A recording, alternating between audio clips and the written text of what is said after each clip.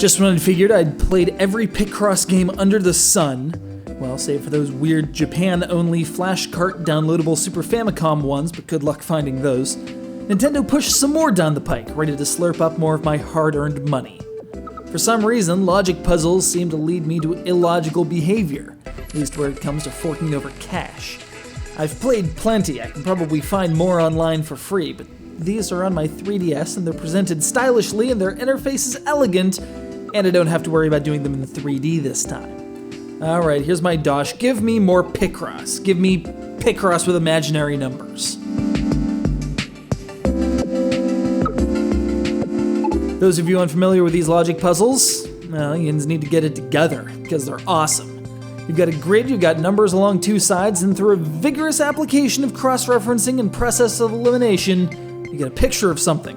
A very blocky picture, but a picture nonetheless. And if you can finish the puzzle in under an hour, yes, seriously, an hour, you get color. It's like the Wizard of Oz up in here. But if you try to fill in a box out of place, if your logic fails you thus, you'll incur a couple minutes penalty, doubling each time until you're getting hit for 8 minutes a whack. Perhaps not the strictest limitation when you're doing 5x5 grids, but in later levels the playfield expands to 10x10 and even 15x15. A newfound boon, though, is in the coloration of the data on each row or column. A blue font means that there's some kind of logical deduction to be had there, and that at least one box can either be filled in or marked as unfilled based on the data available. That said, certain puzzles want to make sure you're playing them the hard way and disable this setting for extra difficulty, as well as the optional free-line Roulette you might remember from Mario's Picross way back on the Game Boy.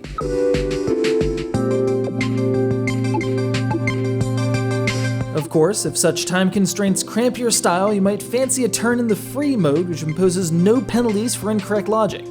But at the same time, it doesn't tell you that it's incorrect either. That revelation is left to you to realize far too late, after you've already calculated contingencies on contingencies on contingencies, all alongside an unoffensive backbeat that has a bit more drum action than I'd expect from a hardcore logic fest like this. Some serious snare work there. PICROSS E offers, well, nothing past 100 and some puzzles. But it's not going for some new demographic or some new gimmick or new branding. It's there to satisfy the cravings of everyone who's grown up playing Picross in various forms, people who need a new fix after having finished Mario's Picross and Picross DS and Picross 3D. So if you need to lose yourself for a number of hours, say on a transcontinental flight, or because you've been roped into seeing a movie you couldn't care less about, or you're hiding in the basement because dear Aunt Edna's in town and she wants to know why you never wear that god-awful sweater she knitted you, PICROSS E is there for you. There's times in your life when you need puzzles and logic and an escape. Well, mostly logic.